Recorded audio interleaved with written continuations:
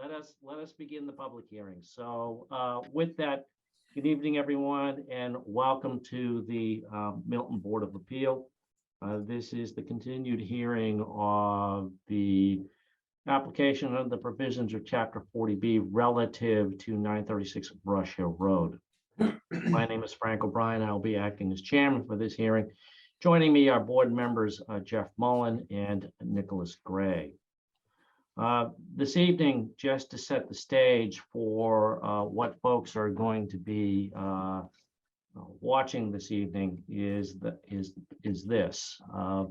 The board has completed its extensive public hearing relative to the evidence portion of this particular application. The last evidence hearing was on September 29th, 2022. The evidence portion of the hearing was closed pending the submission of an additional peer review document from the town's engineering traffic peer reviewer. And that was indeed submitted by Mr. Sean Reardon via a letter dated October 3, 2022. And that letter was submitted pursuant to an agreement amongst the parties. So at this stage, the public record for the hearing, insofar as the evidence portion of it is complete. And for those folks who may be interested, all of those materials are available in the 40B portion of the Town of Milton website. So this evening, what we will be beginning is the deliberation portion of the hearing. And these deliberations are public under the provisions of the open meeting law. And so the board will, over the course of the next several meetings, begin its review of various draft documents, draft decision, draft exhibits, etc. I would emphasize to members of the public that these are drafts. At some point in time, a formal decision, a formal vote by the board will be taken when the board is satisfied that it has reviewed the drafts that have been prepared by its consultant and others. So all of the documents, all of the discussions are draft only, and no one should read into it whether there has been a decision made one way or the other. There is no official decision made on the part of the board until an actual vote is taken, and that will be somewhere on down the road in this process.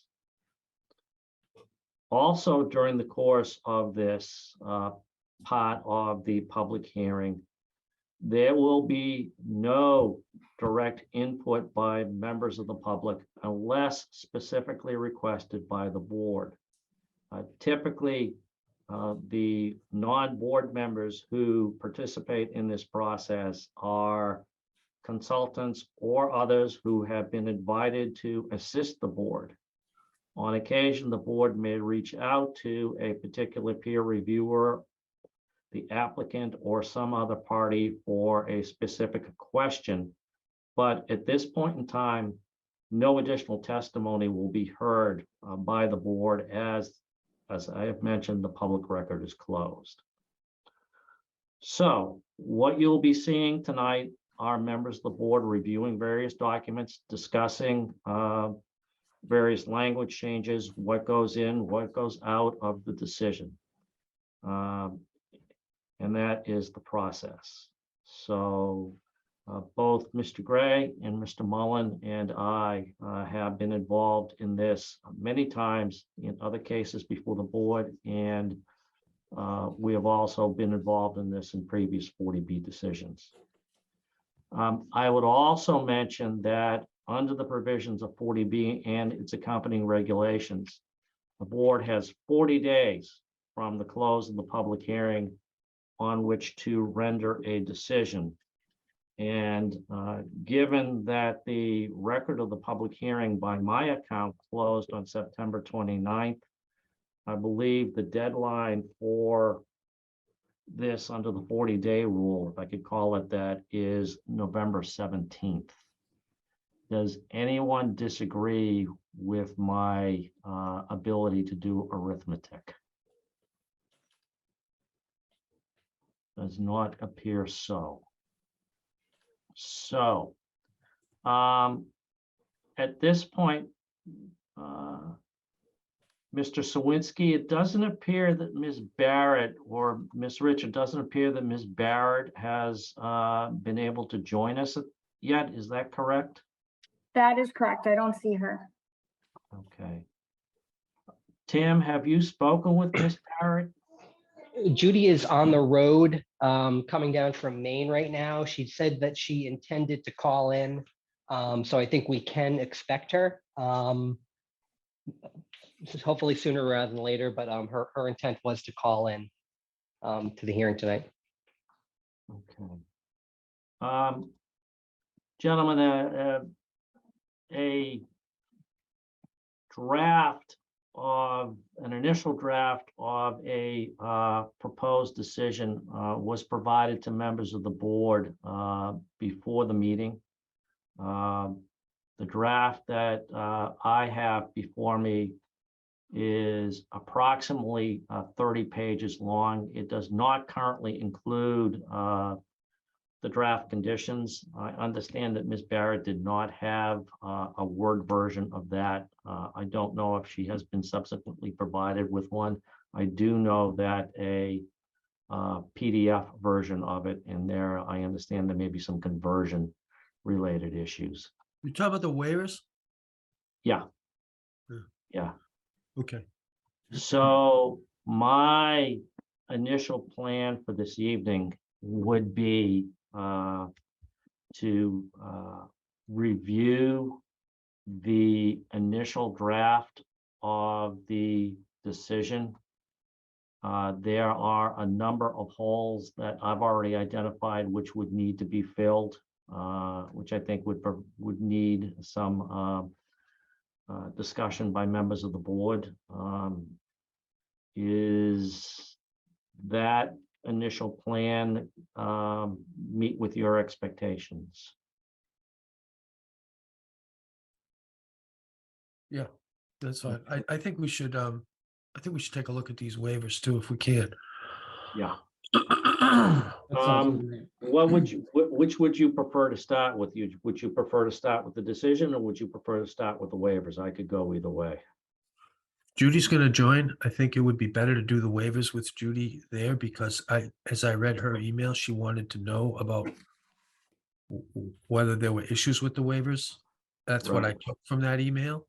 Right. And my only issue with the decision, Frank, is, we just got it. Yeah. I haven't read it, Okay. you know? Okay. So, I mean, I've read it, but I haven't spent enough Yeah, time with it. I to know. really put input. I spent Sunday I had the advantage of spending Sunday with it. They just come in last night? Yeah, but I went ahead and started to do it on my own too. Okay. So I had a day today, so I was a little concerned that I wasn't going to have enough time to review stuff before I came in. So Okay. I mean, looking at it, it looks and feels like the other. Let me say this. Do you want to have a discussion or? I'd like, you know what, I'd like to have, I think that a lot of this is very, very similar to the Amor Road, the outline for the Amor Road decision and the outline for earlier decisions that the board has produced. I mean, as you guys know, as the board knows, there's a certain format for these things, and we've learned the hard way that we kind of need to follow that particular format. for no less reason than economy for our town, for our consultants. And also by doing that, you make sure that you haven't forgotten anything. So as I said, a lot of this is at least initially informed based on the Amore Road decision. Yeah. But Amore Road and Brush Hill Road are two different, while a lot of the stuff is similar, there are specific differences that have to be put in place relative to this. So, So you asked how you would want to proceed. I mean, I think it would help Judy to hear the conversation about the waivers. So maybe you want to start with the draft of the decision yeah, first. But okay. And it let's might be start- helpful just to make some preliminary comments about where this is headed. Yeah. Would you care to start? I mean, I was just going to share with I was going to share with the board that I read the materials. I read Mr. Reardon's letter that I was concerned about the last meeting. And I read this permit application, the draft of the permit application once, but I need to read it in more detail to give you quality comments. My sense is, subject to this deliberation, that this is an application that can be approved with conditions. And I think that the local concerns can be addressed through the conditions that the board decides upon. In terms of this draft, a lot of it is generic, as you say. One thing I think is lacking is an expression, and Judy acknowledges it in the draft. I think we need to work a little bit more on the conditions that Mr. Galvin and his team had articulated, just to flesh that out. That was one takeaway from my read. But on balance, and I wanted to, I think we should have a more detailed conversation about the waivers. But on balance, I think that's where this that's my sense of where this is headed. Okay. Thank you. Mr. Gray, would you like to make some? Yeah, I would tend to agree with that. It's the room for the board to outright deny an application, given that the town isn't not yet meeting one of the two prongs for a safe harbor, is pretty limited. And I think that that Mr. Mullen is correct, that with the right set of conditions, that it's likely that this project could be approved. I mean, it was subject, of course, to our discussion about it, and our deliberations. I may change my mind after listening to you guys talk, but that's kind of where I think, where I'm headed at the moment. Again, subject to what we just, our further discussions as we deliberate on this. Thank you.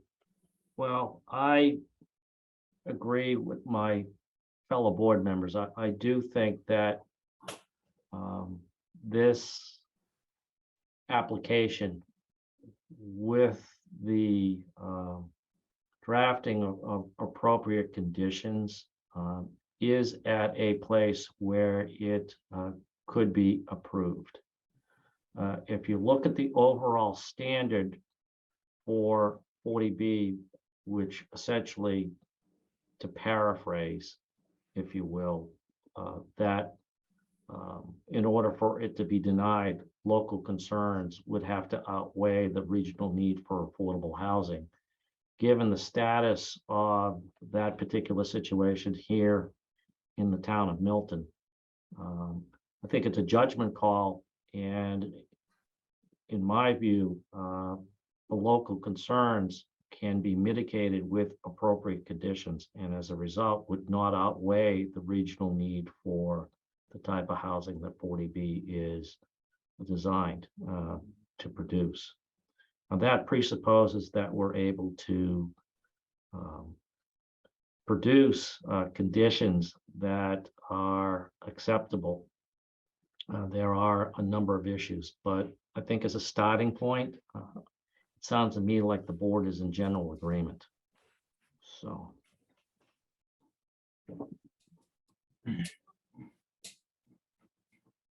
All right.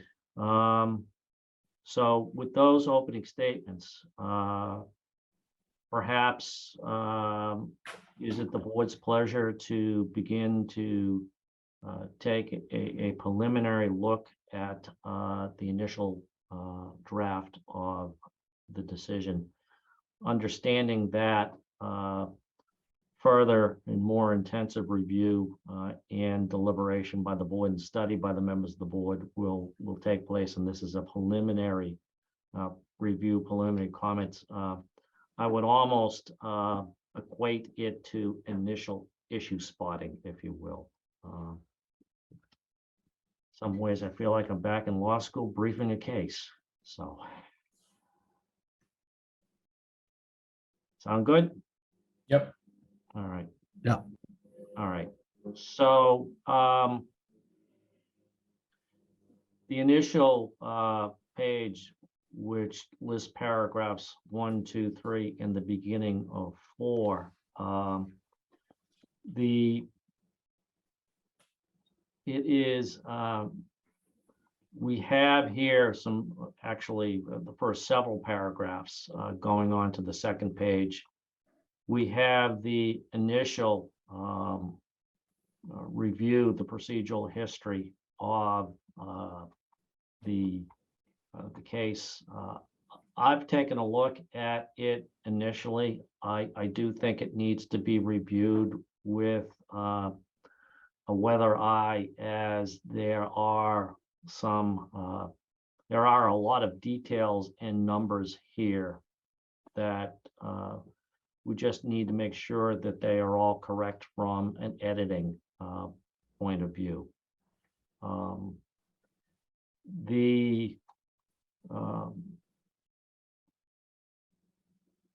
Some of these, particularly some of the dates in paragraph 3, will change as the board schedule. I'm sorry, Frank, before you Right. talk about paragraph 3, could Sure. on paragraph 2, just, I mean, I'm assuming people listening to this, they don't have the draft, so let me just say what the paragraph says. It talks Good point. about, Thank you. I'm sorry about that. it talks about it talks about a letter to the board acknowledging that the board was entitled to stay the opening of the public hearing, and it references other applications that were pending. It doesn't add anything else. I mean, we didn't stay this, right? Or did we stay this? And I'm wondering what's the purpose of that paragraph? I actually don't remember if we stayed this or if this was postponed on account of the pending other applications. If that's the case, then I think that makes sense. But otherwise, I don't know that it adds anything. And I'm wondering what's going on there. Maybe you just put a marker down. It just struck me as, okay, I mean, that might be a good fact, but it doesn't add to the decision as far as I can tell, unless we acted on it. You raise it. You know what? You raise a good point. I think we should mark that for further review. I do.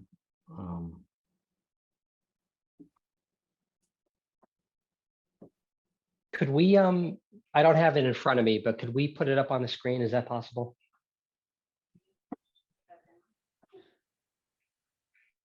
Because if I'm remembering correctly, this was, these applications for 16 Amore, 936 Brush Hill, and 728 Randolph Ave came in while the board was still reviewing Blue Hill Ave, Blue Hills Parkway, and East Milton, which under the regulations, we are allowed to stay the opening of hearings on additional applications if have active hearings for a certain number of units, which we did. Yeah, So that's I think- exactly what that paragraph's about, Tim, but what I'm not sure on, it doesn't say that we did stay it. That's all I'm saying. I just, I but could, that's the purpose. Go ahead. I'm sorry. no, go ahead, Jeff, I'm sorry. No, I'm good. I'm good. No, I was gonna say I'm not technically a wizard with Zoom, but I could try to share my screen if I opened up that Word document, which I have open at the moment. Would that work?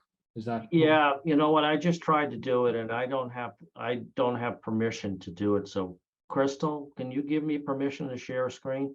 Yeah, everyone should be able to. I have it on share screen. I'm I'm not sure getting a message, why. most disabled participants screen sharing. All right, let me double check.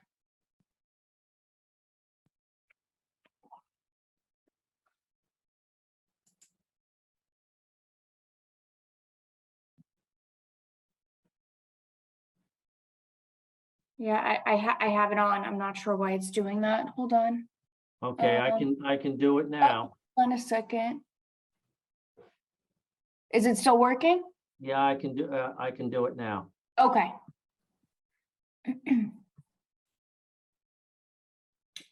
Look at that. There we are. All right, can you guys see my screen? Yes. Fabulous. So, Oh, I see what Jeff is saying there, that it says that the board received a letter from the applicant acknowledging, et cetera, et cetera, et cetera, but it doesn't actually say, and then the board stayed the hearing. So I was a little confused about that, but reading that, I get it precisely.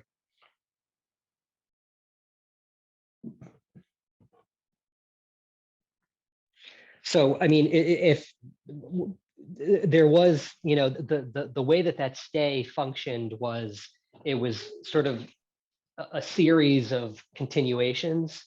So we should probably go back and just get the dates of those hearings. There were maybe 2 or 3 where it was just open for the purpose of continuing, the agreement that we had with the applicant was sort of to do, it was something like monthly check-ins, to see when the other hearings would have closed. So, there's probably a series of dates we should get in there.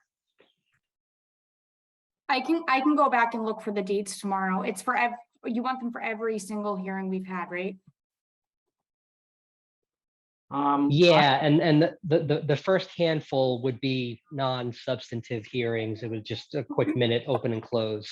Okay, But they would have been posted and whatever. right. So Okay, I'll double check it tomorrow. okay, you know what, Jeff, thank you for pointing that out. I dived into it a little too quickly because looking at this, looking at past decisions, there were, one of the things that is missing here, at least I did not see it in the screen that I'm sharing, is the verbiage that notes that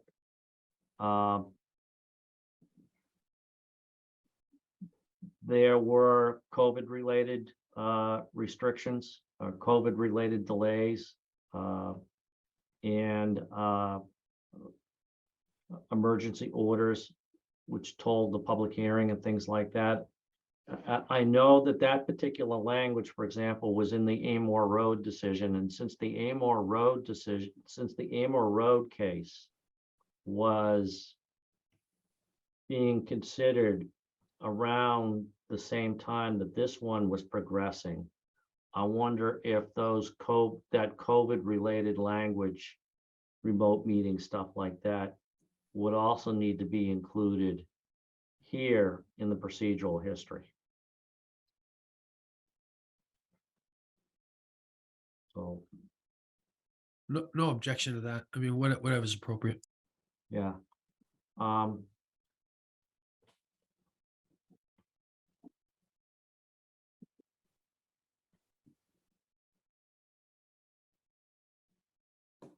Paragraph 3, which deals with the opening of the public hearing and the dates that it was continued on, is consistent with some language that I think I provided the language to Ms. Barrett relative to paragraph 3.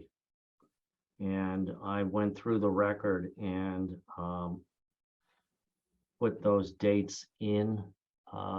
If Ms. Rich or Mr. Sawinski just would care to double check me on those dates. And of course, there are some dates that need to be added relative to the dates for the board's consideration of the decision, that would be helpful.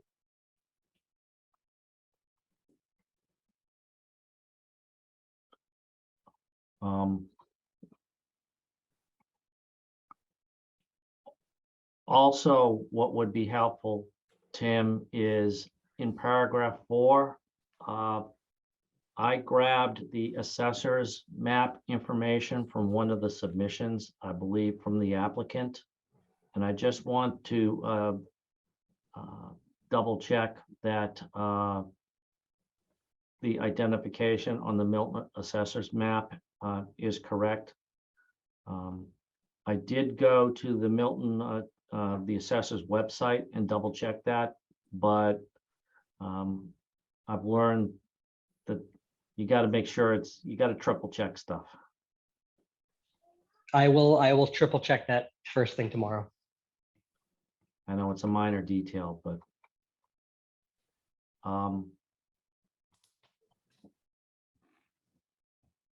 the verbiage in paragraph 5, which is a brief discussion of the physical location of the site, that's consistent with how the site is described in some of the materials that had been provided by the applicant, at least in their initial filing. I used the term near Curry College as opposed to adjacent or what have you. I hope that adjective is acceptable to the board. If not, that's fine. Well, it certainly is near, so that works.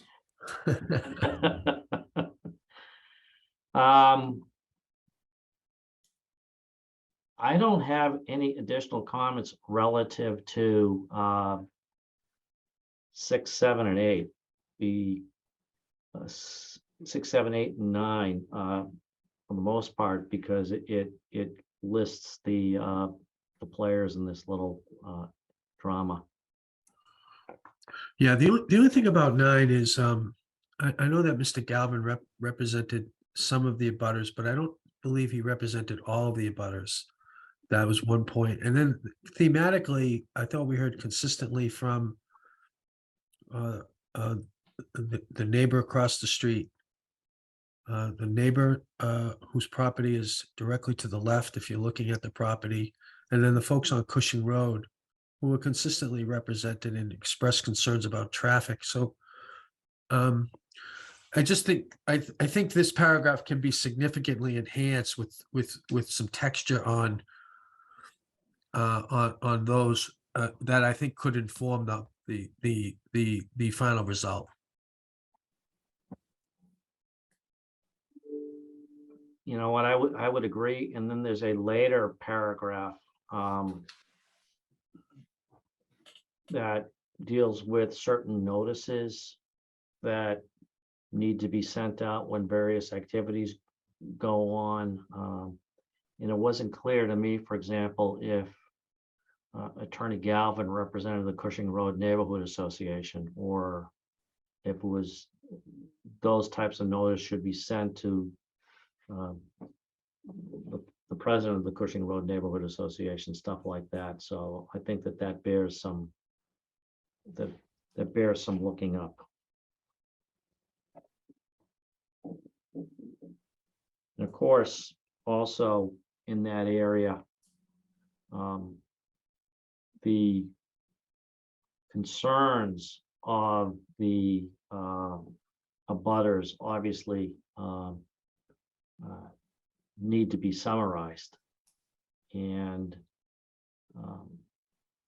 in my view, the concerns, very briefly, that had been expressed by Mr. Galvin and the abutters and other members of the public concerned the density of the development, the capacity of the site, fire department / public safety access to the site in the event of an emergency. The number, size, and materials that would be used in the construction of several of the required retaining walls, parking, traffic issues, and in particular, traffic issues involving the driveway sightline issues. So those are the ones that I identified initially as issues emanating, and which would require further exploration, further drafting, and maybe there are others that I haven't articulated, but that was my quick review of my notes relative to that. One of the things that I did not list in that is drainage and drainage screening, essentially landscape issues. So I do think that paragraph 9 needs to be beefed up relative to listing those issues as well. Am I missing anything? I was gonna say exterior lighting and light of headlights proceeding out of the garage, but that might be included in your in the landscaping discussion. But certainly that was, you know, the external lights on the property was a concern as well.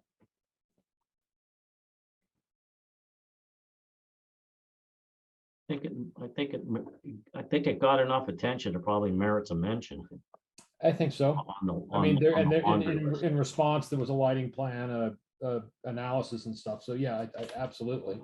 I think we should discuss it. They need to consider conditions about it as well. Okay.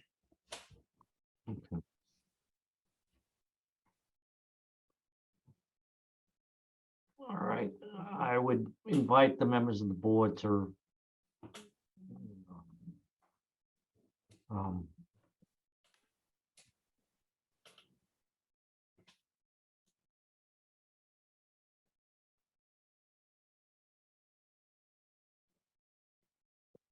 these are the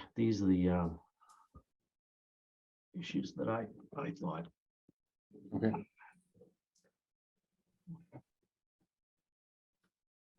Just to show folks the list. As you can see, and of course, my skills as a typist are on display for all to criticize here. So, No judgment.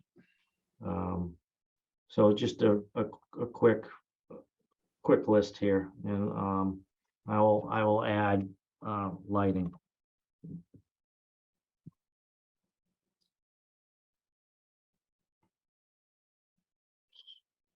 So this will be shared as well. So I want to make sure that we summarize in a fair way, in a laundry list kind of way, at the very least, the concerns of the abutters and other members of the public relative to this. Here. Mr. O'Brien, are we included? Did you already mention in your list? I've tried to make the notes. Anything about the discharge of overflow of water? I did not. I did say drainage issues, but Yeah. I did not. Just going back over my notes from their presentation to see if I can pick anything up. I mean, there were test pits, additional test pits that people wanted dug, and they were dug. Yeah. The latest letter from Tetra Tech is very helpful in that regard, because a lot of the issues were engineering issues, if you will. And that letter was helpful. At least I thought it was helpful in summarizing a lot of the stuff. between that and the notes, but again, my notes aren't perfect, so. Yeah.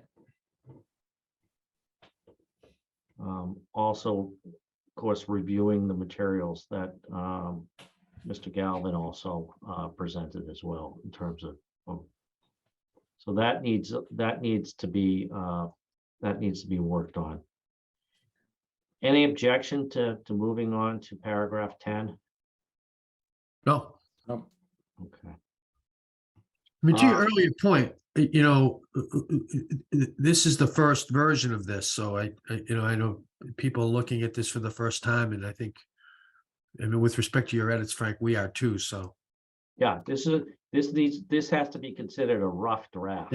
Yeah. There's no way I'm submitting this to the professor for a grade. So, No, but it's part of the process, and it's part of the process that people will see because of the open meeting law. This is how the sausage gets made, I guess. I was just thinking that same phrase. Yep. So I'm going to try to move on from cliche land and try not to delve into that anymore this evening. But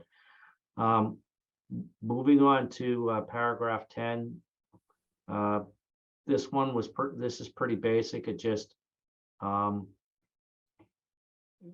these are the dates as far as I could ascertain relative to the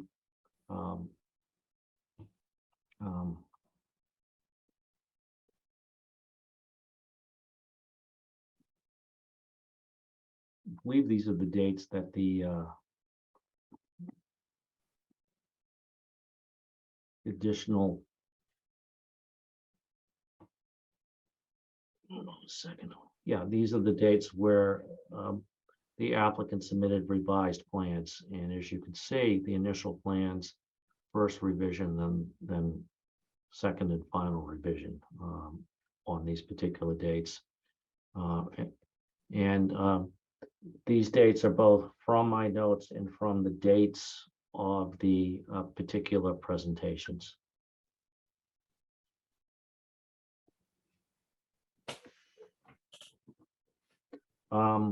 The next paragraph is based upon the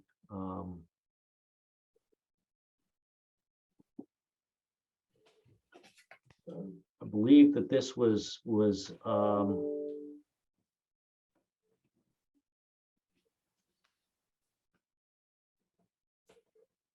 this is based on the initial peer review, the letter that was submitted to the board on June 27th. If I recall, that was the second or third communication from our architectural peer review consultant, Cliff Bomer.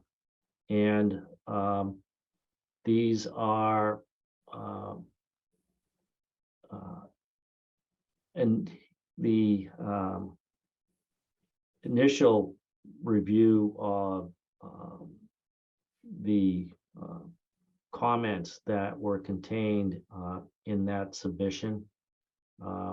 This as well is one of those ones that I question whether we have captured the full range of comments that were provided to the board. I also think that some of this language may need to be reviewed and considered.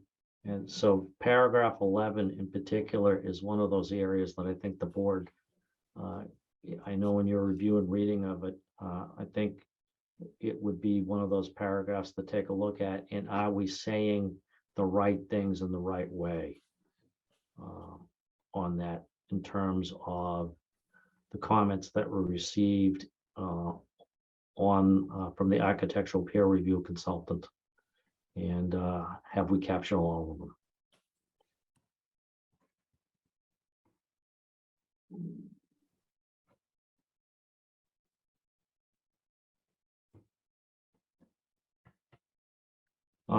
Similarly, in paragraph 12, though it is a little bit shorter, these are the comments of the board civil engineer and traffic consultant. And this verbiage is actually drawn directly from the final comment letter. And basically, almost everything has been addressed, and that those conditions that have not, those issues that have not been addressed specifically in the letter, there are a number of suggestions that Mr. Reardon makes for specific conditions to be included as part of this decision. And I think that at the appropriate time, those would be included and incorporated at the appropriate place in this decision. So I think that Mr. Reardon's last submitted letter bears careful review. Again, it's one of those ones I want to make sure that we've got everything. Not that I want to necessarily get into wordsmithing every line in this thing, but 12A, the first two words kind of jump off the page to me a little bit. Is it almost most of the original? Can it be either most or almost all, but not almost most? Ha- I don't know what almost most means. So really, that's happy to make that change. there's a giant change. Happy to make that change. 13 is self-explanatory, Yeah. obviously.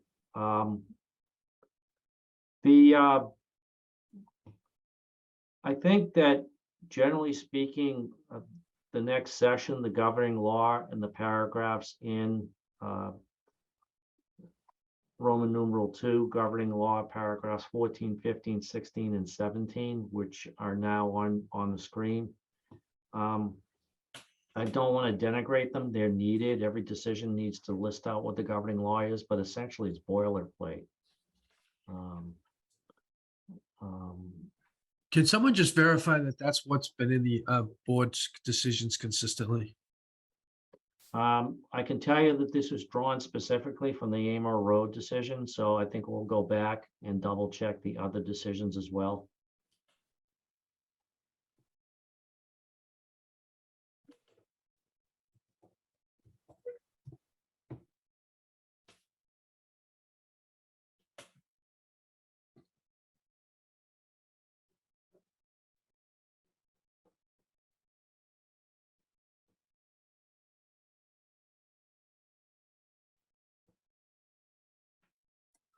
I mean, in terms of the boilerplate, are we not really up to item 21?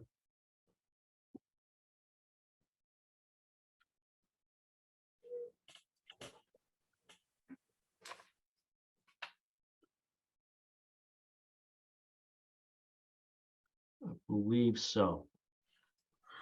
I think you are correct that at the beginning of Roman numeral 3 jurisdictional findings, the first several paragraphs, 18, 19, 20 are boilerplate as well. As is, would you say that most of 21 is as well? Yeah, I just was thinking about the dates, that's all. Yeah.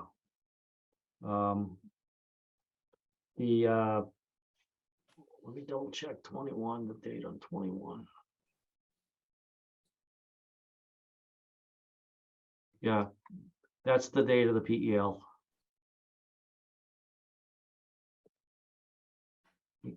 You know, as I said, it's easy to make mistakes on dates and numbers. So a Yeah. lot of these dates and numbers and some and the citations, we'll have to double check to make sure that they're correct. Because it's just way too easy to screw up a citation or a date. I'm trying to do it on the fly, comparing the boilerplate to an old decision, but it's probably better to do that more thoroughly off camera, where we, can really compare things as opposed to sitting here and trying to do it on the fly. But it's 17, the prior section, the governing law section looks, as far as I can tell, is nearly identical. Without actually, doing a side-by-side comparison. It's to what was in the previous decision that we worked on. I know that this language was drawn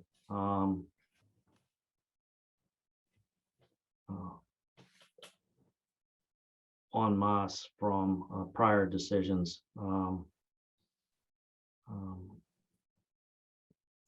With some additional language, for example, in paragraph 18, subparagraph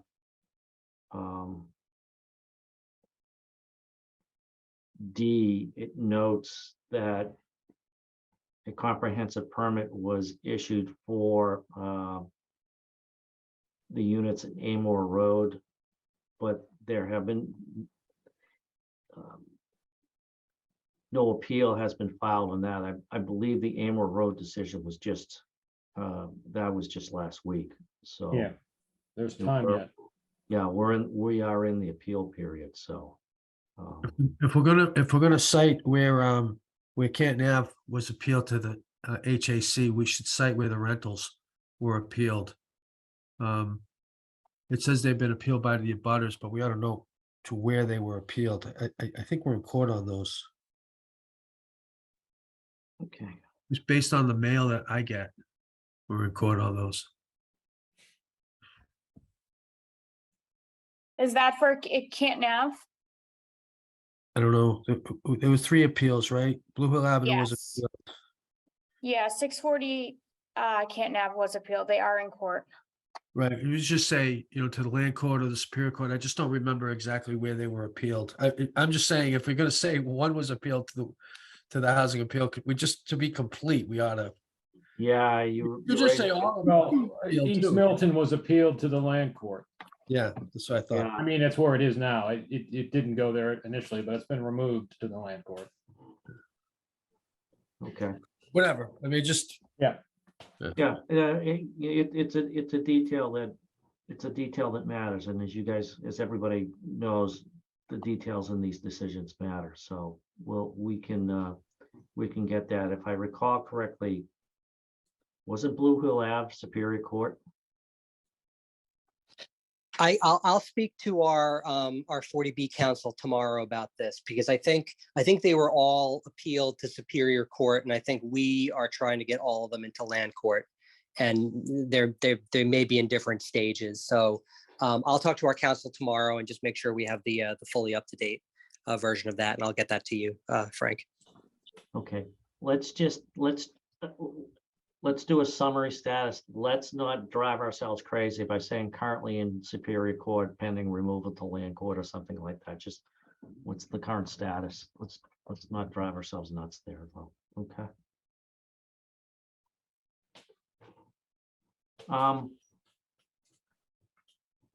Tim, is the statement in paragraph 19, is that essentially correct?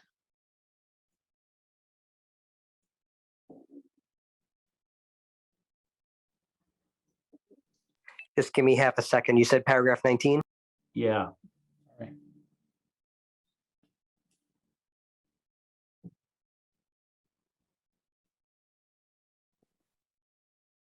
That is not inaccurate. So, sure. Not inaccurate, but not correct. No, that is a factual statement, undeniably true. That's all right. That's fine. I get accused of saying I don't disagree with you a lot. So Sounds like Tim's been hanging around with a bunch of lawyers too much. I know I feel very bad for Tim. That was a very lawyerly answer he gave. Oh God. All right. All right.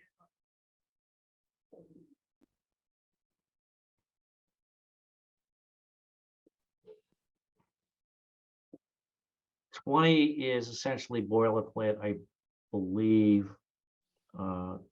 21 is,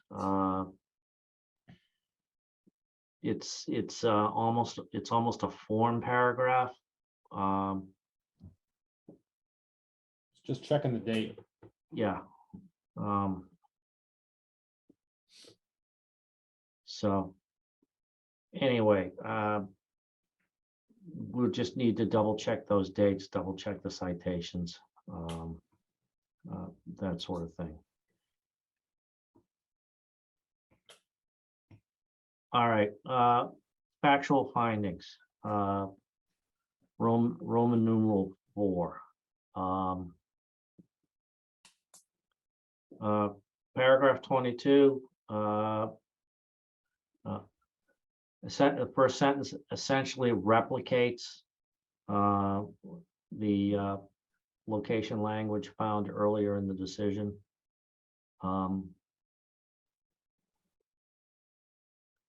The second paragraph there, I'm sorry, the second sentence in that paragraph is a sentence that has been present in prior decisions. I just wonder why and what it adds. I mean, I just saying that in general, I don't have a particular objection to it. I just don't know why it's there.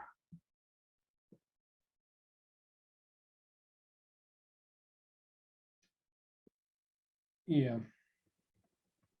I mean, it's not false, but it's also not Comprehensive. comprehensive. Thank you. Oh, I mean, you know, further to our initial discussion and Mr. Mullins' amazing status as the town's greatest bicyclist, all of those amenities, I know from personal experience, are accessible by other means as well, you know. But if the real question is, do we need a sentence in that, as you correctly point out, do we need a sentence in that section about that topic at all? Well, you know, I assume that it was there because there are regulations out there that encourage the applicant to comply with the Commonwealth's smart growth regulations, right? Which are encouraging dense development in areas that are more accessible than accessible by auto. I assume that was what that sentence was for. Okay. I was actually going to question if whether it's accurate, since it's, I mean, it is walkable to the Blue Hills, but You could walk, I mean, you know, it's not. You could walk to Fowl Meadow from there without much trouble. I know it's a narrow street. It's doable. yeah, you could say primarily accessible primarily by car. If I were if you know, I mean, I think it could be an important fact in another proceeding potentially. Just so, Okay. I think it would be more accurate if it said are accessible primarily by car. Well, Something. so there were two things that were going through my mind when I was questioning this. One is a recent Boston Globe article, because I've been sensitized to the plethora of bicycle-related transportation in the regional area. The second is that, on a more serious note,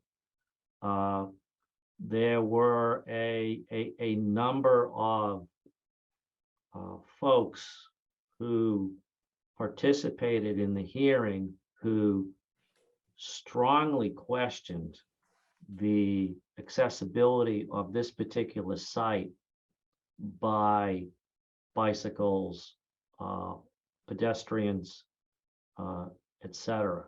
I think their objections were mainly pedestrian. Yeah. Yeah. So, yeah.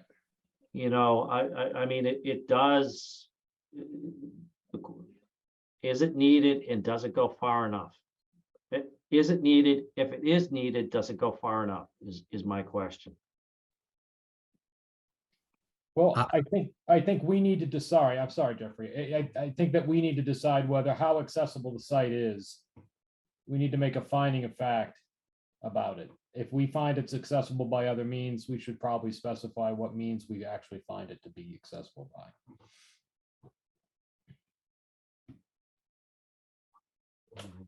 I don't think we have to decide that this evening, but I want to raise that because I Yeah. do think it is something that I think the members of the board may want to wrestle with.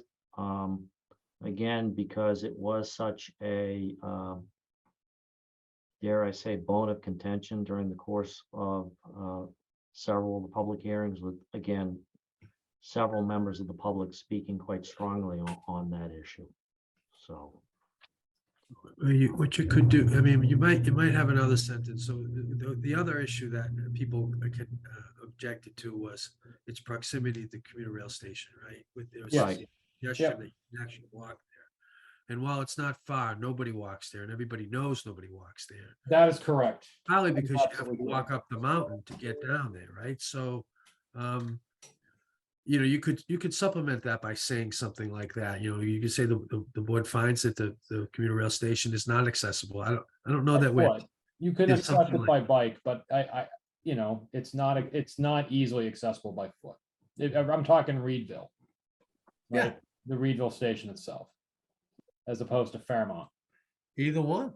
Yeah, no, either one, it would be a haul by foot. I mean, a hardy person could do it, but you're right. No one is going to, I don't think, in the morning, try to do that.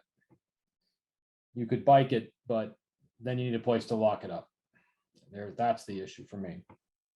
And I think there was also a fair amount of testimony that it's not safely walkable for a pedestrian. I agree with that. Yeah, I mean, that was opinion by the abutters. And yeah, I think we can weigh that. That certainly was their opinion. Okay. Anyway, what I think I'm hearing is that there is a consensus on the part of the board that additional attention needs to be paid to the language in this particular paragraph. The next paragraph, paragraph 23, again, in the. I'm sorry. The other thing that 22 might say is that the site is located on a scenic road. Yep. Good point. And are trucks still banned on that road? I seem to recall that they are. I don't know if we want to get into that, but Well, at some point in time, with the trucking plan and stuff like that, that's going to have to be an issue, and Yeah. we should discuss that at the appropriate point in the decision. Again, there were significant concerns raised, especially by folks who talked on behalf of the Cushing Road Neighborhood Association. Yep. Concerning that. Yep. So,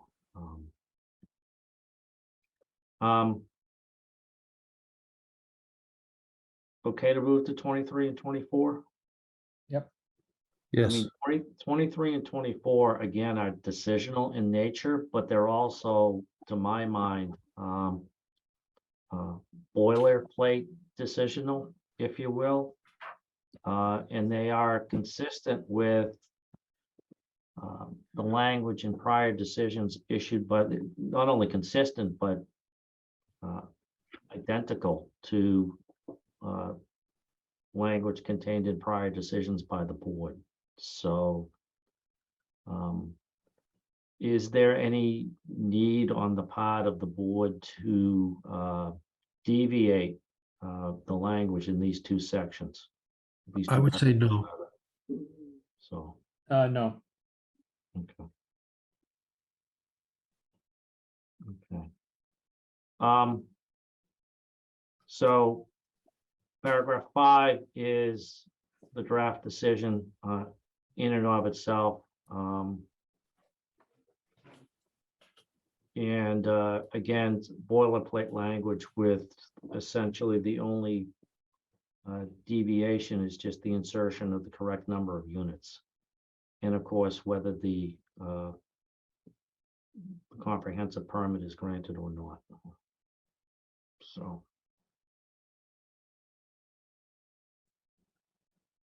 All right. Any objection to moving to Roman numeral 6? No, No, So the general conditions. Again, a lot of these general conditions are general. I don't know how better to describe them. And they are typically made applicable to most or every project, at least the ones I'm familiar with.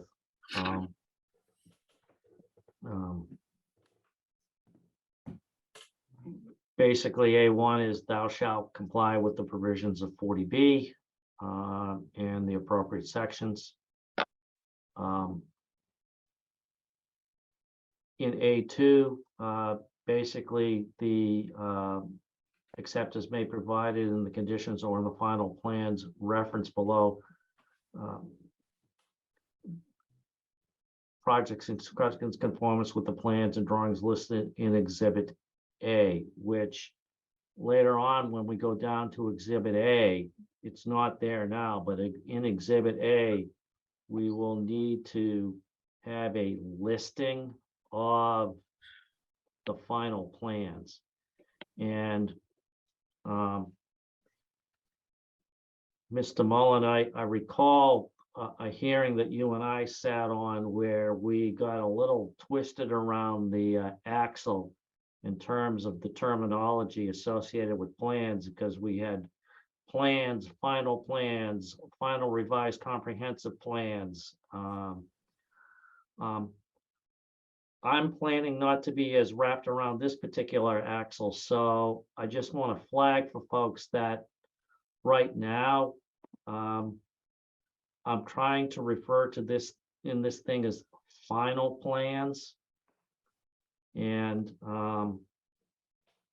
I want the plans in Exhibit A to be the final plans or whatever. I want us to be consistent with the descriptions throughout so that we don't confuse the applicant, town officials, or members of the public as to what plan is which.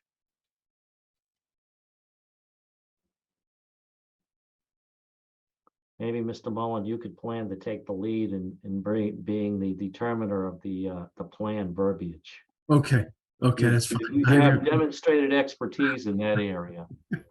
I remember that. Yeah, okay. That's fine. This seems to be much improved from where we started, though. I will say that. So we've learned a lot in the last couple, 3 years. So. Yes, we have. It's still more lessons to be learned, I fear. Because, already I see some of the language in A2. It's like final plans, approved plans. It's like, okay, what's what and who's who. So,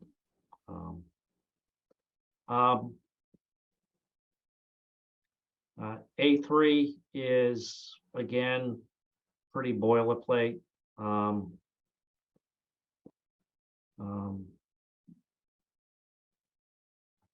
A4 is also boilerplate, but it's the only changes are those changes which are consistent with the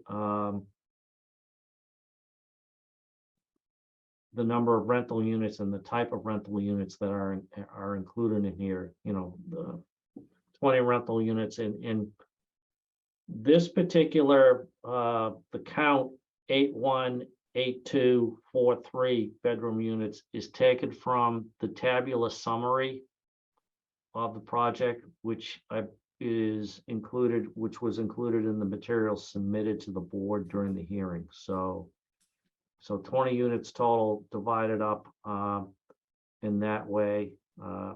This is obviously one of those ones we'll just have to double check.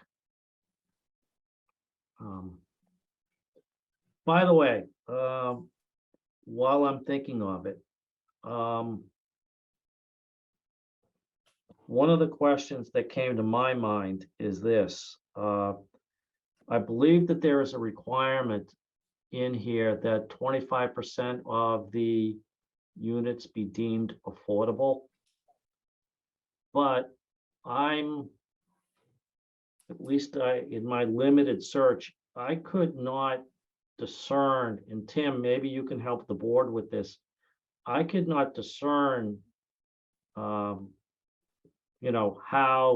the 25% is to be, what the mix of the 25% affordable is going to be. Is it going to be, X number of 1 units, X number of 2 units, Y number of 3-bedroom units? How is the 25% going to be divvied up? Is that not articulated in the application anywhere? You know what, I couldn't find it, but I might not have been looking in the right place. Yeah, let me take a spin. This may also be a good Judy question. Whether I mean, so there are regulations about, they obviously have to be, comparable and proportional to, the rest of the development, but there also has to be a certain number of family units. So my recollection is that is kind of, I actually know, strike that. I don't know what my recollection is. So we'll double check the application on that. And we'll check with Judy to see if that's typically kind of done, via the sort of post decision process with mass housing and DHCD. Because there is it's laid out in A5. Okay, you can see it in the paragraph on this one where it is 2 of the 1s, 2 of the 2s, and 1 of the 3s. I just want to make sure that that's correct, because It certainly prorates it. Yeah. That was going to be, that's sort of the obvious solution, but your point is well taken. I just don't want to take it on face value.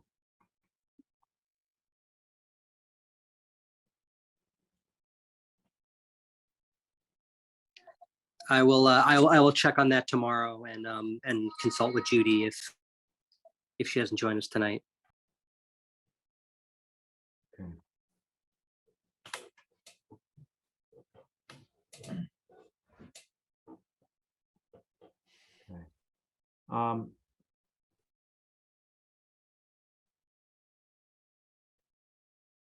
A6 deals with parking, and I noted this particular paragraph as, I think the numbers are correct, but this is one of those ones where I think that this paragraph may need a deeper dive. I just want to make sure that, and attorney, there's a reference to a letter that the applicant's attorney provided to the board. This one is just one I think that needs another set of eyes and perhaps some editing on it.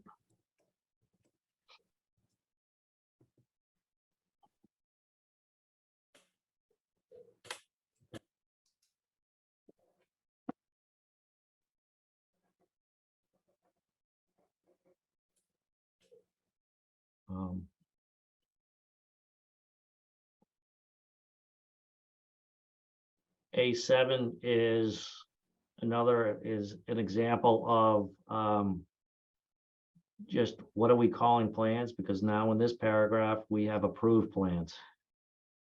So, I'll take a careful look at that as part of my review, Frank. No problem.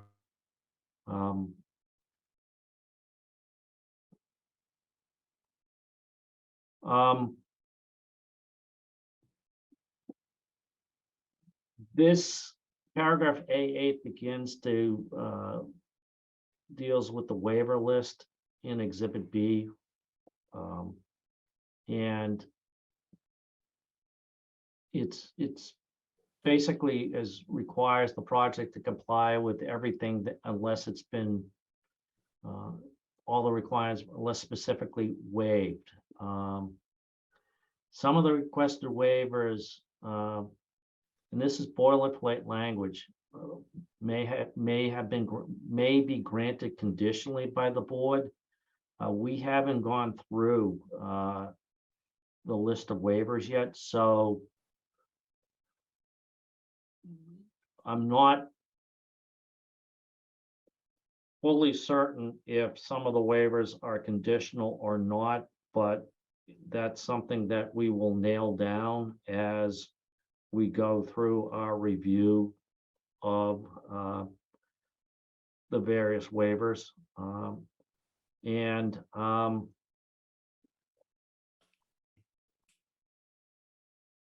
it also goes on, and again, there's a fair amount of language here, which is standard regarding the impact of such waivers and granted under the provisions of 40B.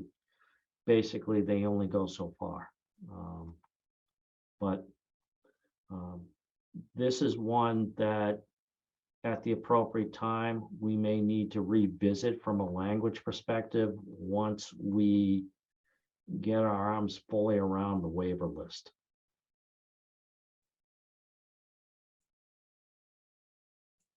That seems right. Um, 9.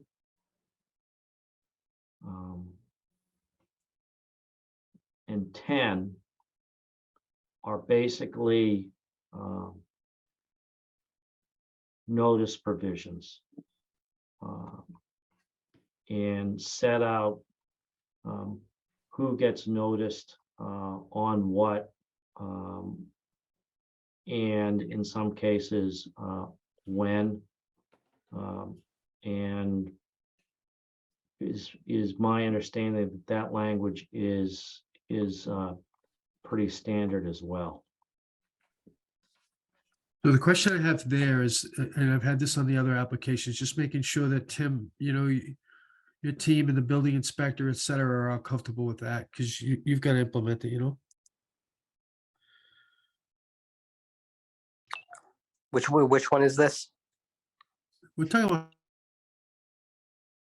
9 and 10, the notice provisions and how the consultants work and the payments of the fees and things like that, I mean, at this point, I'm sure you've got a process laid out, and one of our goals was to just make sure that process is consistent as applied. So to the extent we were even thinking about modifying this, you'd need to be comfortable with it. You also probably look at it, make sure that works for you. But I'm assuming that you've passed on this language before. Yeah, I'll give this particular one a look. But if it's based on we've kind of honed this stuff over the course of half a dozen approvals. Yeah. So, makes sense. but I'll give it another double check just to make sure it's good.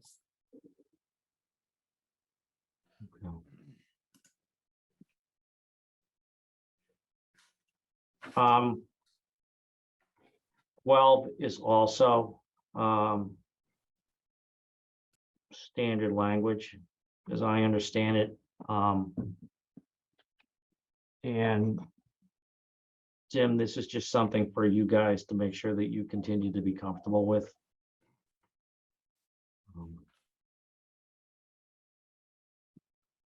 Yep. A13, snow storage. I did not have a chance to review the plans. I looked very briefly, but I just want to confirm that there is a site designated on the approved plans for snow storage. It didn't ring a bell with me on that, in a very cursory review of the plans. Just something that needs to be double checked.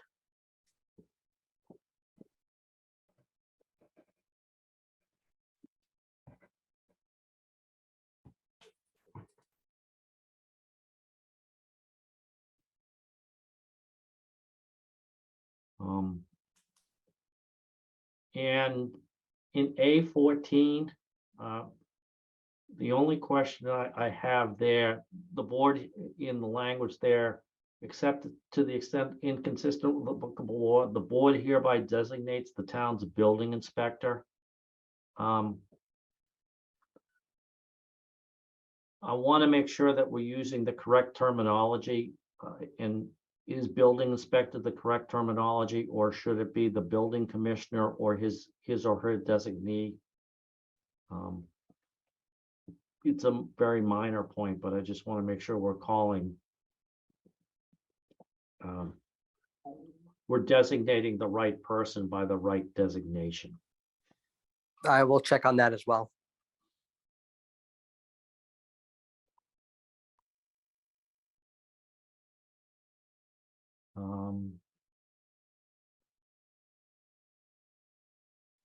All right, affordability.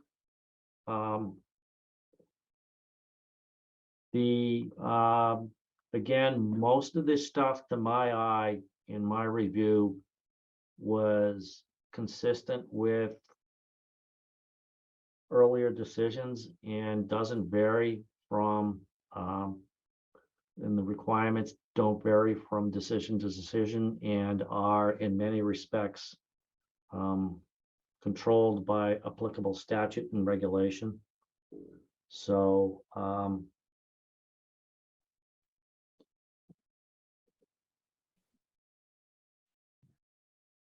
I don't have any questions or comments on this. A question here, I probably have had this question before, is in that first line, are they affordable in perpetuity or for the maximum period allowed by law?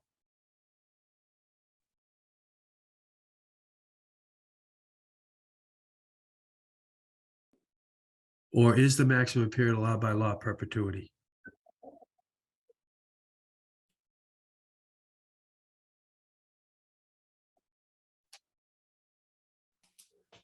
I can put that on my list. I seem to recall you raising that question in an earlier case too.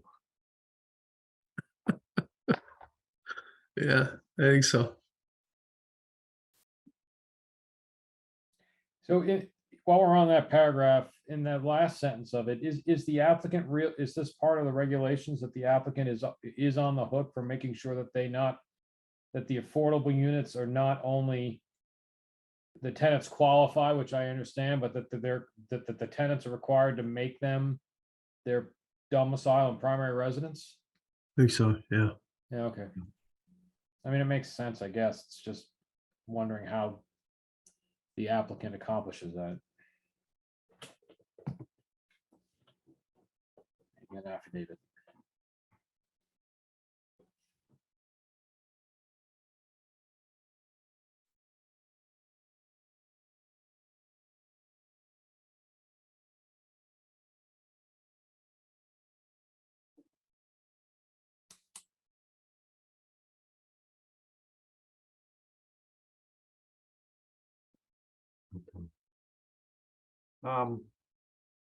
B2, it requires that the regulatory agreement be recorded at the registry of deeds. Does it specify recorded by whom?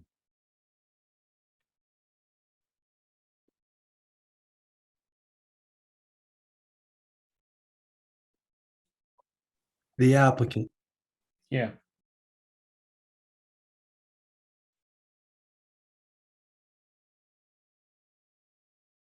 But now it's going to say that, right, Frank? Huh? Now it's going to say that.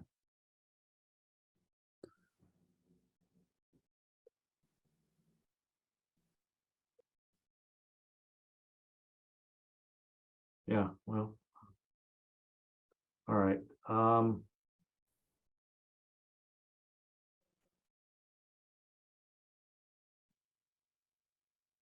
B3 seems pretty straightforward.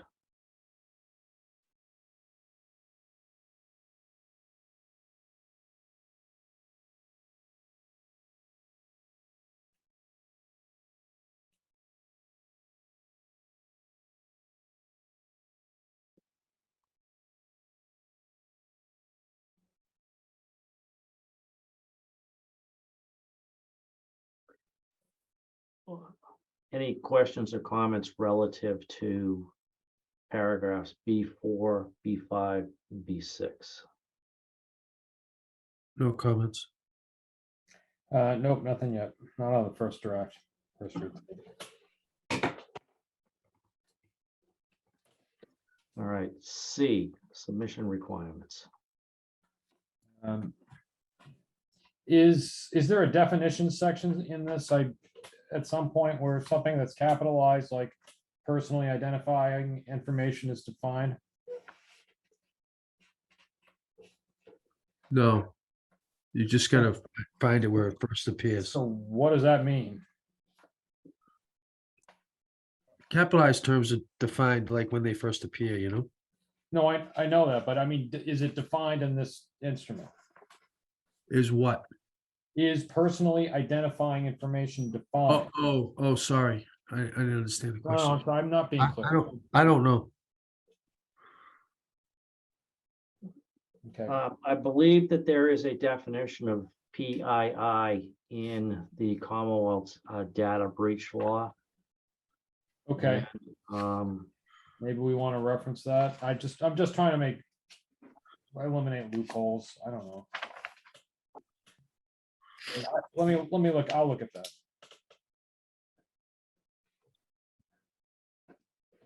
okay. I believe it's defined in the data breach law. Okay,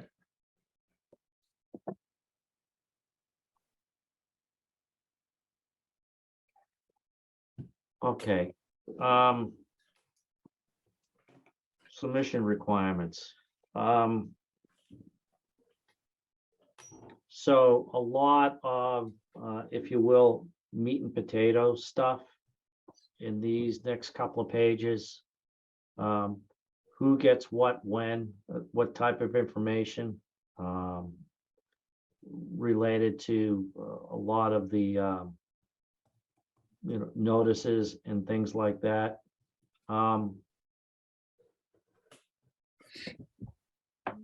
Tim, this strikes me as another one of those areas. I know it's consistent with earlier decisions. It's also, as I understand it, consistent with practice. It strikes me as one of those ones that as the town has gained more experience with developments, either of a 40B nature or of some magnitude. Does this stuff still work? And are there any tweaks that would need to be made to make it easier for both the applicant and other stakeholders to comply appropriately with it? So I'm actually in the middle of receiving submissions from the Ice House project. So I'll take another closer look at this section C and kind of be able to give a little bit of a real-time commentary on how it's working out. But we're doing okay so far. So if it's based on previous decisions, I think we're in mostly good shape. But I'll give it a specific review and flag anything that I think might be problematic. Yeah, I mean, for example, 1D, proof that DigSafe has been notified at least 72 hours prior to the start of any site work. Looks good to me on paper, but I have no idea if that is doable in the real world.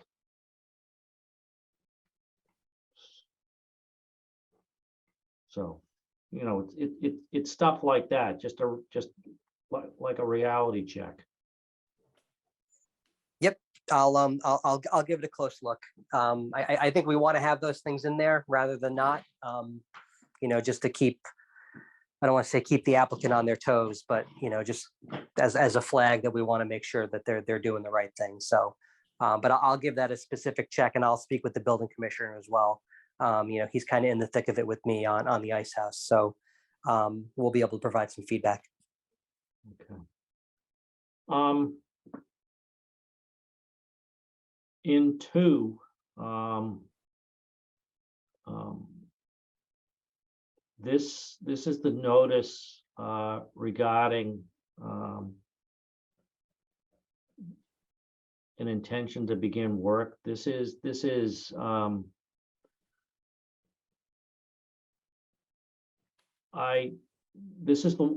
one that led me to agree with the point relative to the role, like what continuing role Attorney Galvin may have in terms of being provided notice and so that he can in turn provide notice to his clients. And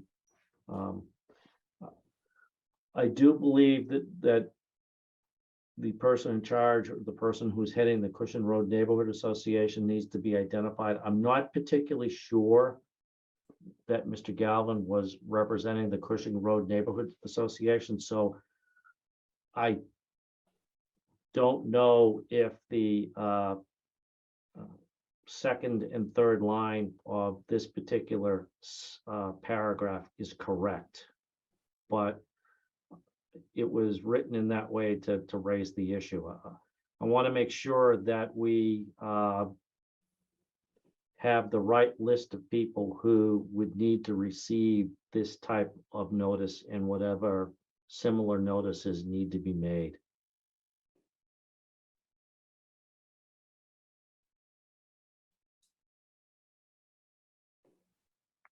Frank, was there we literally just did it and it's already out of my mind. But you sound like you've reviewed that decision more recently than me. Did we identify a neighborhood group in the Amor Road decision? I know we identified council. I know we identified the abutters within 300 feet. But was there a named neighborhood group in that one? I don't recall.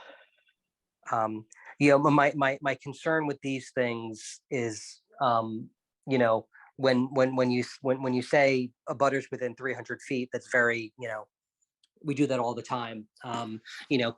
Counsel for abutters who, were participating in the hearing, we know who Mr. Galvin is. Once you start to get into, other things like that, I mean, we know, Ms. McIntosh spoke on behalf of the Cushing Road Neighborhood Association. I don't know if she's the president or just the spokesperson or whatever. These groups are, don't have the formality of, an abutters list. So I just want to make sure that when we identify groups or individuals that, it's in a capacity that we can get their contact information and have it, if and when construction takes place, which may not be for, a significant period of time, depending on how, appeals go. So if it's consistent with what we've done in previous approvals, that's fine. But I just want to make sure that we're putting into these decisions, actionable, requirements. I share that. I share your concern, and it was actually Ms. McIntosh who did speak, I believe, regularly. I think it was Lori McIntosh, I believe, who spoke regularly on behalf of the Cushing Road Neighborhood Association. I was thinking of her specifically. If someone like that meets the other, I just want to make sure that the right people get the right notices at the right time. And I just think we need to make sure that we do that. I am looking at the Amor Road decision at the moment.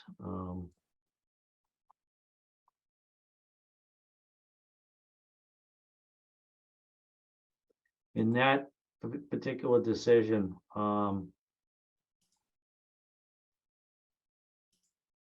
provide notice to the building inspector, planning director, and all abutters and abutters within 300 feet of those abutters and the Milton Southwest Neighborhood Association through their council.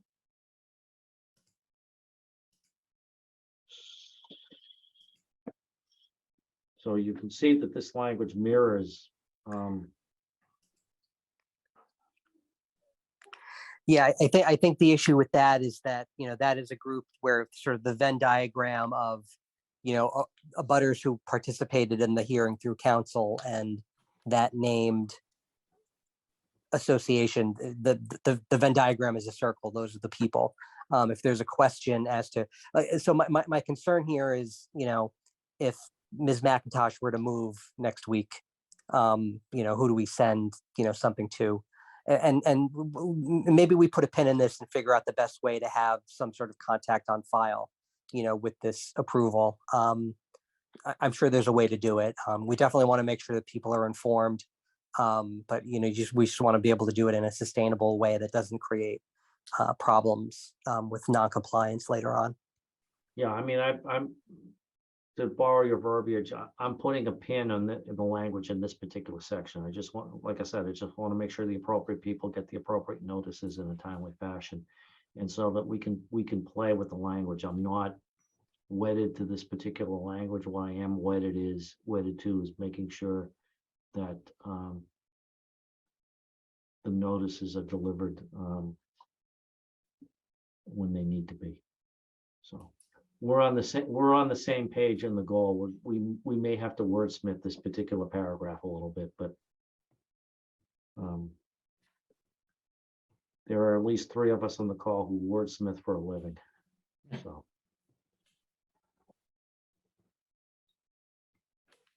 All right.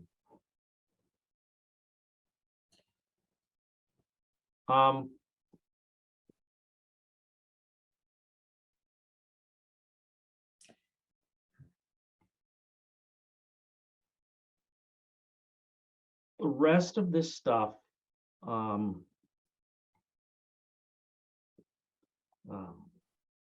paragraphs 3, 4,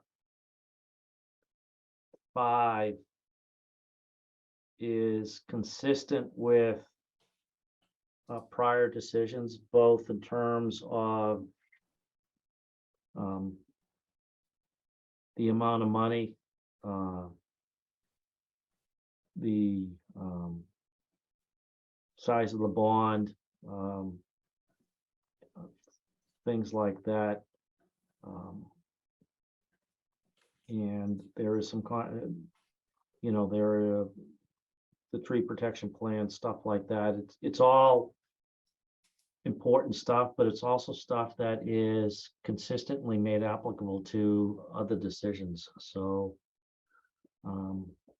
it bears review and looking at, but it's pretty consistent with not pretty consistent. It's exactly the same as what has been put in place in other decisions.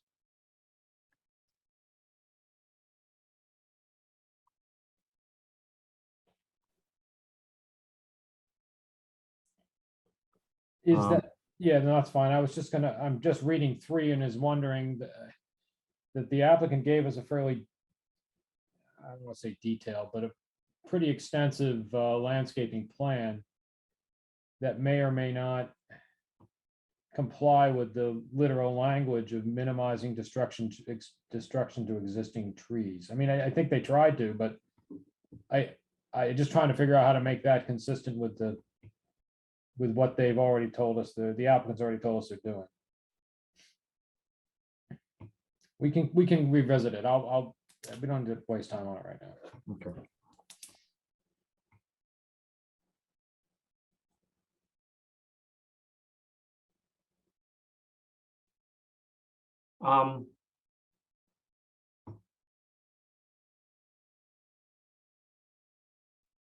I noted paragraphs 6 and 7. The language, well, actually,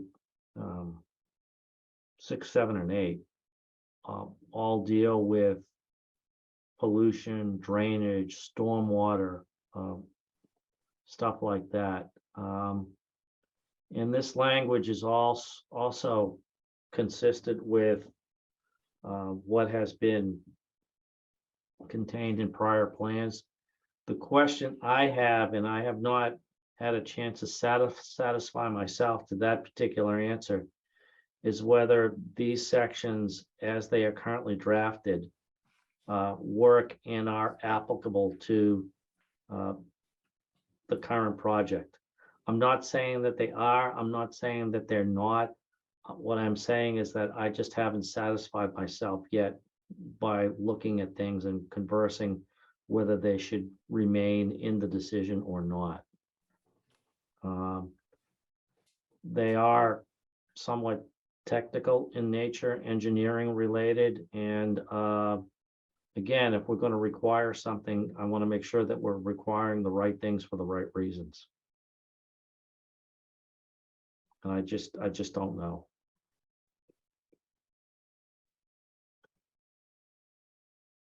Tim, do you have any opinion on the language contained in these particular paragraphs?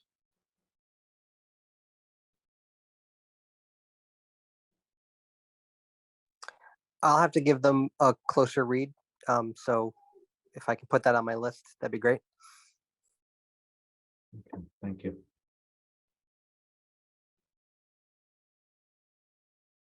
Um, 9, submit a construction management plan.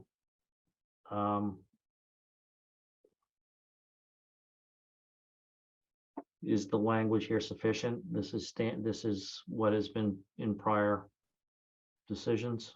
You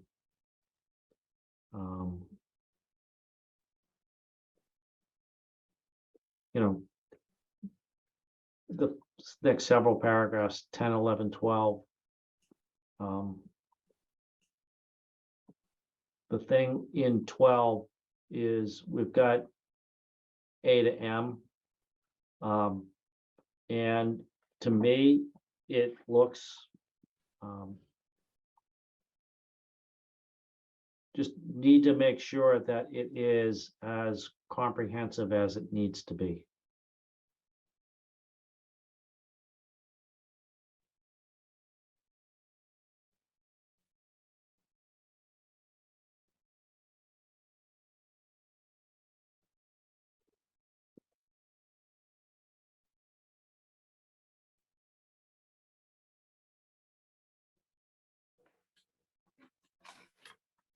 These are probably the kind of things, Frank, which is probably just need a careful read, you know, but they do all feel consistent to what we've required in other cases.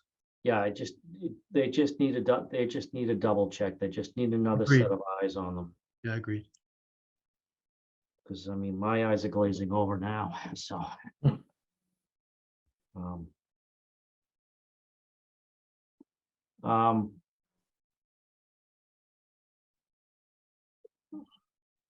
The final plans and specifications are subject to review and approval by the board's designated agent.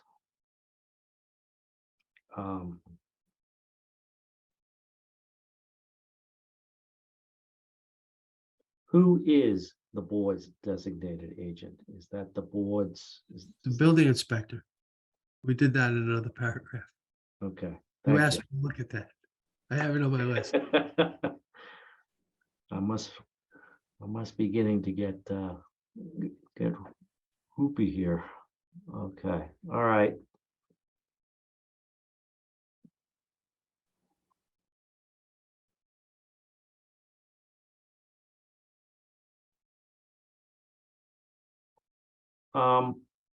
C2 and the paragraphs contained therein are also relatively standard. And I just want to point out paragraph C2(3), the requirement to obtain written confirmation from the DPW director that the necessary public water and sewer capacity is available for the project. I believe I recall that that was a question that was asked and raised during the course of the hearing, I believe by a member of the public. And I believe that Mr. Reardon noted that this particular requirement is in the decision, and that is how it is typically handled. So I just wanted to note that requirement for everything else is stuff that needs to be done almost from a paperwork and permitting process by the applicant prior to construction being able to begin. Again, the language in here is drawn directly from prior decisions, several prior decisions by the board.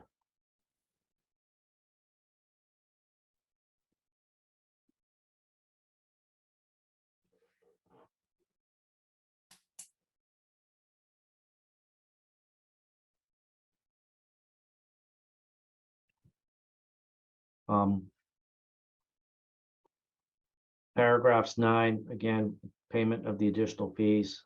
I also want to point out specifically paragraph 10, which deals with the continued oversight and review by the Milton Fire Department regarding fire safety related issues. This particular paragraph deals with fire safety equipment. Then signage, and the trash and recycling management plan for the Board of Health as well.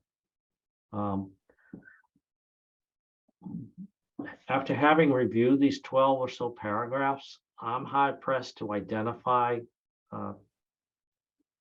anything that has been missed. But again, this is also a set of things that needs another set of eyes to make sure that there isn't anything specific to this project that we haven't that we have missed.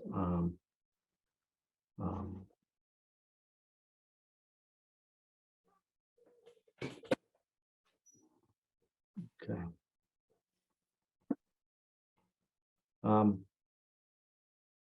C3, again, things that need to be completed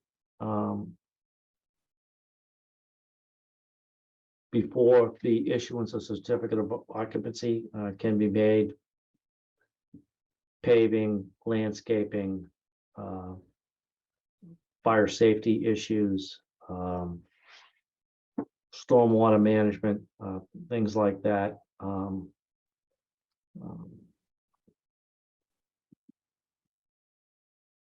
Maintenance of stormwater systems, things like that. Basically everything that needs to be done. Again, like several of the previous things, I want to make sure, again, another set of eyes, want to make sure that we've gotten everything here. And then again, C4, again, relative to the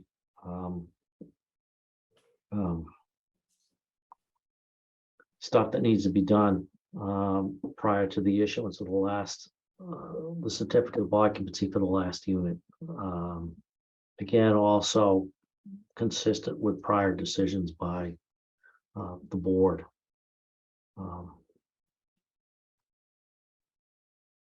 Any questions regarding any of the stuff in C? No questions. Yeah.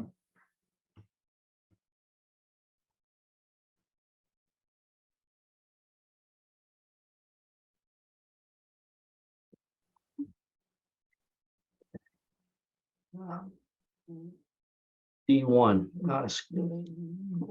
D, project design and construction.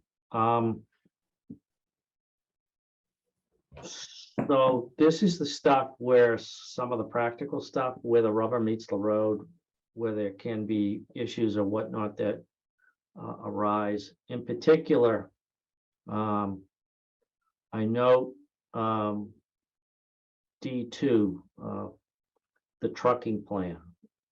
And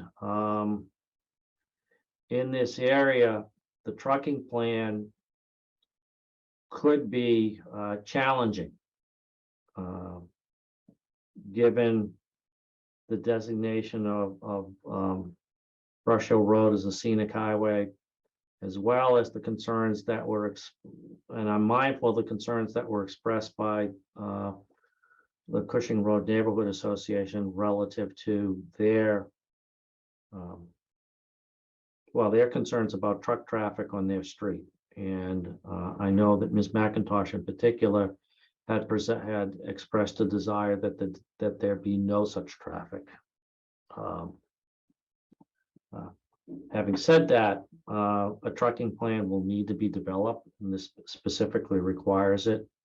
Um, This may be an issue that requires additional attention by the board in terms of whether or not any specific requirements for such a trucking plan need to be included here.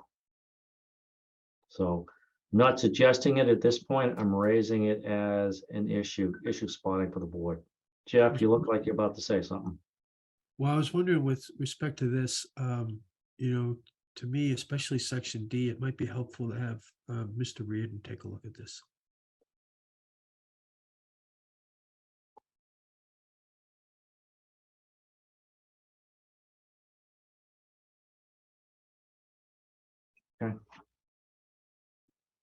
Works for me.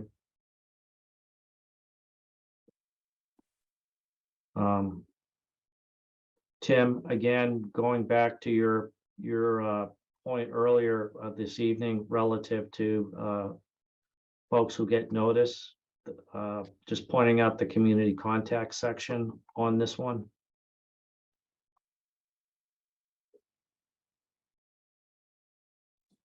Got it. Um,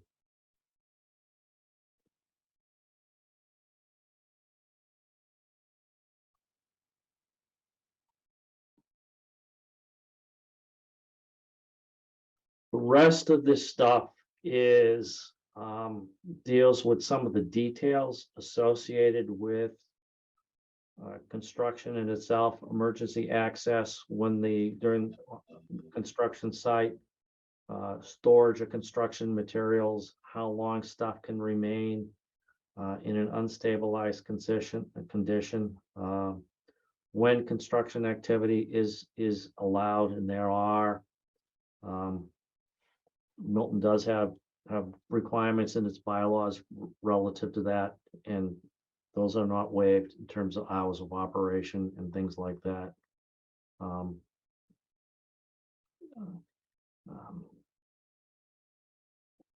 Also requirements dealing with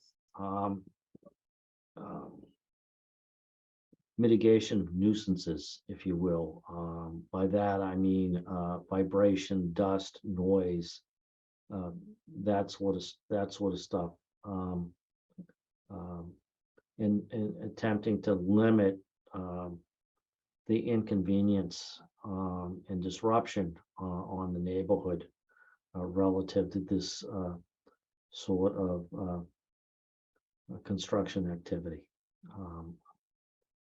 Because it is disruptive. All construction is disruptive. So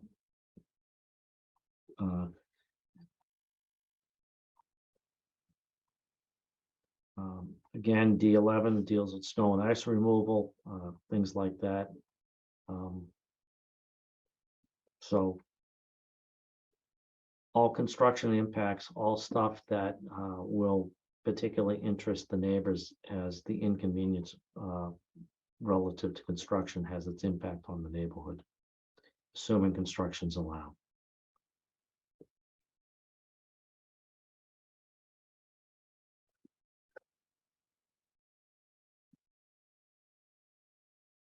So E, the language in some of the paragraphs in E will probably need to be tweaked because this language again is drawn from earlier decisions and whatnot, and some of those decisions contemplated larger developments with larger driveways, roads, etc. I mean, this particular one has a driveway that leads to where the dumpster is located, to the entrance to the parking garage, and to the entrance of the outside parking facility. So some of the language here may not be completely appropriate for the size and design of this particular pathway. And that's something that we're going to have to take a look at. And one of the key questions I have is, and this was drawn specifically from another decision. I'm not quite sure that, and I need to have this question answered. I'm not quite sure whether or not the work required on Brush Hill Road will require a permit or approval from the Department of Conservation and Recreation. Jeff, it's a scenic highway, but do you have any idea if DCR gets involved? I don't. I don't think they do. Yeah, I mean, so again, this is one of those ones I think it's in the initial draft, it's kind of laid out by throwing everything in there, but I'm not quite sure that everything in here is completely, totally appropriate. I'll take a close look.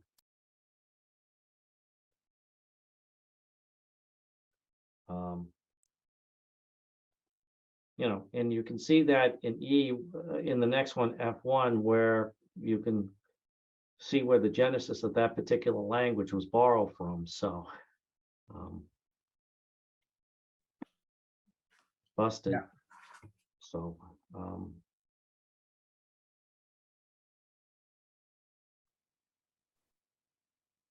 It's probably coming from the ice house, right?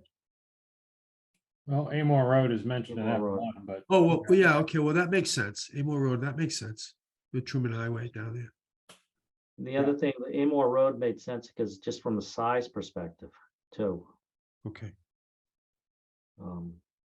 If you looked at all the decisions just from the unit size perspective, it seemed to be the one that, in terms of not reinvent, I'm a big one for not reinventing the wheel. So, Yeah, but modifying the wheel as is necessary.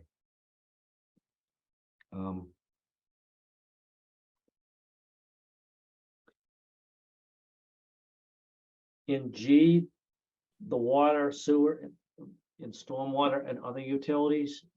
Jeff, you made an earlier suggestion that perhaps Mr. Reardon would be appropriate to look at something earlier. It could also be appropriate to have him look at this particular one as well. Yeah, I agree. so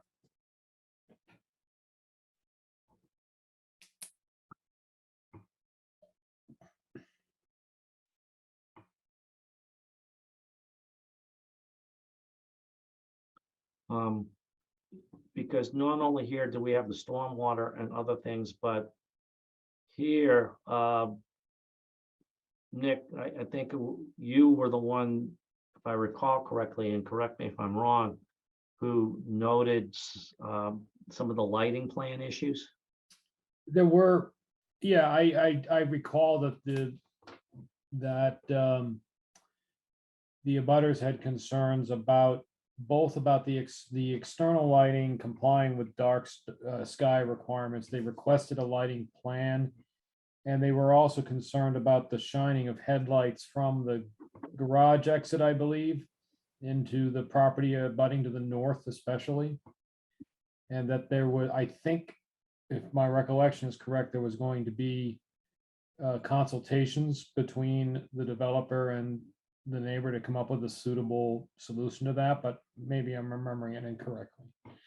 Well, this is the first mention of lighting in the decision. I know that that's probably an issue that's probably most appropriately handled in the conditions part of the decision, but I just want to mention it here because of that. All right, I'll look at it.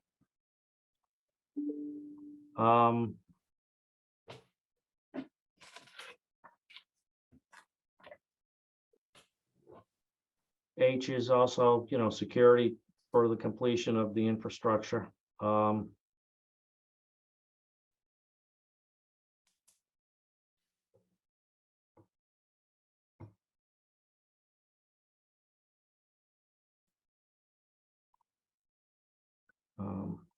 There are a number of general conditions here. Again, the general conditions bear review.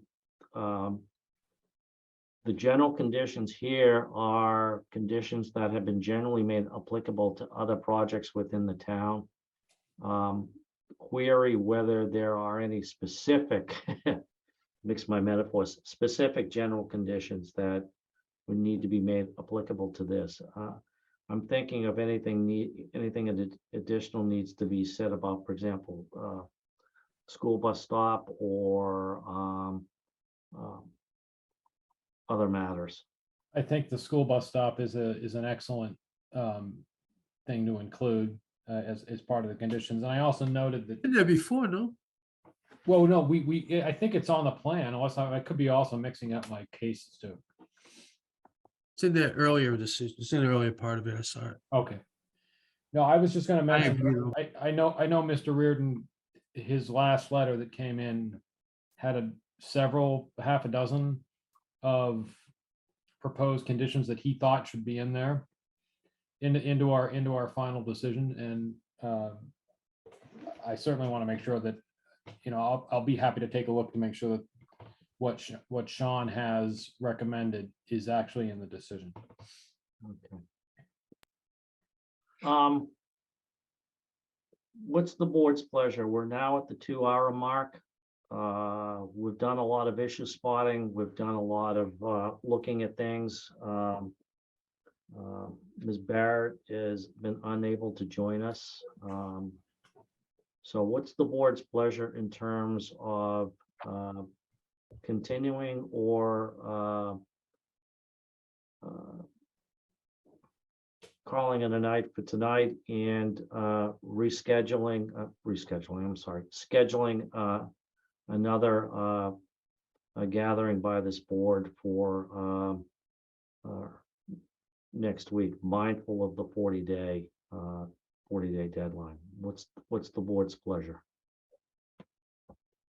I'd vote for having another meeting and getting to you, Frank, and to Judy comments on this draft, and we can take a look at a subsequent draft. I think that's my sense, what we ought to do. That's absolutely my sense. This came in this morning. I really didn't have enough of a chance to go through it in the level of detail that I think we all need. So I would love that opportunity. And I think a meeting in the middle of next week at some time convenient would be a good time to go to get back again. Okay. So I'm going to stop sharing my screen. Okay. Now. There we go.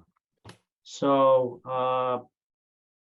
unfortunately, I think the time pressure is such that the board would need to meet next week. Yeah, that's fine. And fortunately, for me, from a personal point of view, I am available any night next week. I guess, Miss Rich, subject to the availability of the town's facilities to accomplish a meeting. Next Tuesday or Wednesday. What works for you guys? Either of those days would be fine for me. I'm available both. The 25th. Wednesday, Tuesday I can't do. Wednesday I could do. All right. So why don't we continue this exercise in the meantime, working on issues so that we will continue this exercise on Wednesday, the 26th at 7 p.m. That's Okay. fine. Very Okay. good. All right. Any other Crystal, that work for you? Yes, it does. Tim, does that work for you? It does, yes. Okay, thank you. Anything else that any members of the board want to mention before we sign off? I think that there has to be some review and some additional drafts, and I will also coordinate with Mr. Sawinski in terms of reaching out to Ms. Barrett. Very good. Nothing else. All right. Thanks, everybody. Appreciate your eagle eyes this evening and Thank your you. continuing efforts. Good night. Right. Thank you. Thank Thanks, you, everybody. guys. Good night. Have a good evening.